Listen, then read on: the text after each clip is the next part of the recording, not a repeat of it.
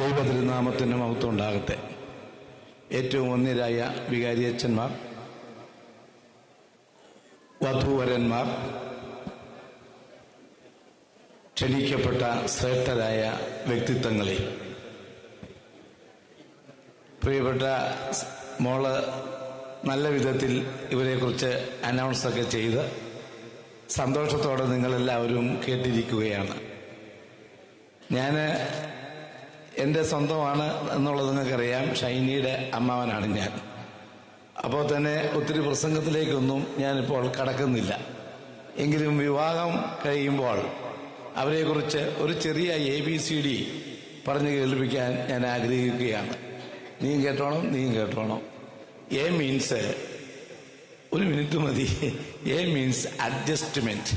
പരസ്പരം അഡ്ജസ്റ്റ് ചെയ്തു കൊള്ളണം. മനസ്സിലായല്ലോ? അറേഞ്ച് ചെയ്യണം. Adjustment and arrangement. ഇന്ന് മുതൽ ഞാൻ മോളോട് പറയുന്നു, മണവാട്ടിയോട് പറയുന്നു, നീ ഇന്ന് മുതൽ അവനെ യജമാനനെ എന്ന് വിളിച്ചാൽ മതി. സന്തോഷമായി. തിരിച്ച് നീ അവളെ പ്രിയെ എന്ന് വിളിക്കണം. അപ്പോഴാണ് അഡ്ജസ്റ്റ്മെന്റും അറേഞ്ച്മെന്റും ശരിയാകുന്നത്. ഇത് ഞാൻ വെറുതെ പറയുന്നതല്ല, നിങ്ങൾ വിചാരിക്കുന്നതല്ല. ഒരു സ്ഥലത്ത് ഞാൻ ഇതുപോലെ ആവർത്തിച്ച് പ്രസംഗിച്ചു. പ്രസംഗം എല്ലാം കഴിഞ്ഞ് കല്യാണം കഴിഞ്ഞ് അവർ പോയി. 6 മാസം കഴിഞ്ഞ് ഞാൻ ആ വീട്ടിലേക്ക് വിളിച്ചപ്പോൾ മണവാട്ടി ഭാര്യയാണ് ഫോൺ എടുത്തത്. അവൻ എന്തിയടി എന്ന് ചോദിച്ചു. അവൾ പറഞ്ഞു, യജമാനൻ ഉറങ്ങുവച്ചോ എന്ന് എന്നോട് പറഞ്ഞു. അപ്പൊ എനിക്ക് മനസ്സിലായി ഞാൻ പറഞ്ഞത് സത്യമാണെന്ന്. പോട്ടെ, നേരമില്ല, നിങ്ങൾ നല്ല തിരക്കുള്ള ആളുകളാണ്. ഒന്ന്, adjustment and arrangement. B, behave. How do you behave is an important fact in your life. എങ്ങനെയാണോ നിങ്ങൾ പെരുമാറുന്നത്, ആ പെരുമാറ്റമാണ് ഏറ്റവും വലുത്. സഹിക്കാൻ സാധിക്കണം, ക്ഷമിക്കാൻ സാധിക്കണം, വിനയപ്പെടാൻ സാധിക്കണം, നല്ല പെരുമാറ്റമായിരിക്കണം. ഭാര്യ ഒരു സ്ത്രീയാണ്. പലപ്പോഴും സങ്കടമൊക്കെ പറഞ്ഞെന്ന് വരും നിന്നോട്. ചെറിയ പരിഭവവും സങ്കടമൊക്കെ പറയും. അപ്പൊ നീ അവളെ എന്നാടി പ്രിയെന്ന് ചോദിച്ചാൽ അപ്പൊ തന്നെ തീർന്നു. വലിയ ഇടിയും മഴയും ഉണ്ടാകുമ്പോൾ മെയിൻ സ്വിച്ച് ഓഫ് ചെയ്താൽ മതി. മനസ്സിലായോ? അതോടെ ആ വിഷയം അങ്ങ് തീരും. അപകടം ഒഴിവാക്കാൻ വേണ്ടി പറഞ്ഞതാണ്. മൂന്നാമത്തെ കാര്യം സി. സമയമില്ലാത്തോണ്ട് നിർത്തുകയാണ്. C means culture. നല്ല സംസ്കാര സമ്പന്നമായ വാക്കായിരിക്കണം. എടാ പൊടി, എടി പോടാ എന്നല്ല, നല്ല വാക്ക്. സംസ്കാര സമ്പന്നമായിരിക്കണം വാക്കുകൾ. മനസ്സിലായല്ലോ? അവളത് കേട്ടു പഠിച്ചോട്ടെ. സംസ്കാര സമ്പന്നമായ വാക്ക്. കേട്ടല്ലോ അല്ലേ? അവസാനിപ്പിക്കാം. D means divine thought. പ്രാർത്ഥിക്കാൻ സാധിക്കണം. ദൈവിക ചിന്ത എപ്പോഴും ഉണ്ടായിരിക്കണം. എഴുന്നേൽക്കുമ്പോൾ പ്രാർത്ഥിക്കണം, കിടക്കുമ്പോൾ പ്രാർത്ഥിക്കണം. ഒരു നല്ല പ്രാർത്ഥനാ ജീവിതം പരസ്പരം ഉണ്ടായിരിക്കണം. ഇനി നിങ്ങൾ 2 അല്ല 1 2 ഒന്നാകുന്നത് എങ്ങനെയാ? 1 + 1 വീണ്ടും 2 തീരും.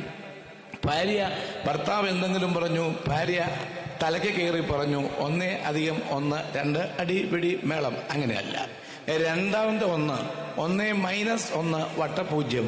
ഭാര്യ വല്ലതും പറഞ്ഞു, ഭർത്താവ് മൈൻഡ് ചെയ്യാതെ കീഴ്പോട്ട് നോക്കി ചിരിച്ചുകൊണ്ടിരിക്കും, മൈൻഡ് ചെയ്യില്ല. ഭർത്താവ് വല്ലതും പറഞ്ഞു, ആ പുള്ളി ഇതിനും ഇങ്ങനെ പറയാറുണ്ട്, അവനും മൈൻഡ് ചെയ്യില്ല. 1 - 1 0 ആകും. പിന്നെ എങ്ങനെയാ 2 1 ആകുന്നേ? 1 ഗുണം 1 സമം 1 പെരുകണം. ദൈവസ്നേഹം പെരുകണം, കൃപ പെരുകണം. മനസ്സിലായല്ലോ? അപ്പൊ ഡിവൈൻ തോട്ട്. ഇപ്പൊ ABCD ആയി, മറന്നു പോകില്ലല്ലോ. ഇനി ചാച്ചനെ കാണുമ്പോൾ ദേ പോണു, നമ്മൾ ABCD ചാച്ചൻ എന്ന് പറഞ്ഞേക്കരുത്. കാര്യം മനസ്സിലാക്കിക്കൊള്ളണം. ABCD. അങ്ങനെ 2 പേരോടും പറഞ്ഞു. ഇനി മാതാപിതാക്കന്മാര്, ഞാൻ ഉൾപ്പെടെയുള്ള കാരണവന്മാര്, ഇവര് പിള്ളേരാണ്. കല്യാണം കഴിഞ്ഞാൽ അല്പം തിക്കും തിരക്കും ഒക്കെ കൂടും. നല്ല സ്പീഡിൽ അവർ ഓടിക്കൊണ്ടിരിക്കും. അവരെ ഞാൻ ബെൻസ് കാറിന് ഉപമിക്കുകയാണ്. നല്ല ബെൻസ്, നല്ല ഓട്ടാണ്. നിങ്ങൾ പ്രായമായിട്ടുള്ളത് കൊണ്ട്, ഒരുപാട് ഷൈനിയൊക്കെ പ്രായമായിട്ടുള്ളത് കൊണ്ട് നിങ്ങളെ ഞാൻ പഴയ അംബാസിഡർ കാറിനോട് ഉപമിക്കുകയാണ്. നിങ്ങൾക്ക് അങ്ങനെ ഓടാൻ പറ്റിയില്ല. ബെൻസ് ഓടി കയ്യെത്താ ദൂരത്തെത്തുമ്പോൾ അംബാസിഡർ ഓണടിച്ചോണം. ഓണടി കേട്ടാൽ അപ്പം നിന്നോണം. മനസ്സിലായില്ലേ?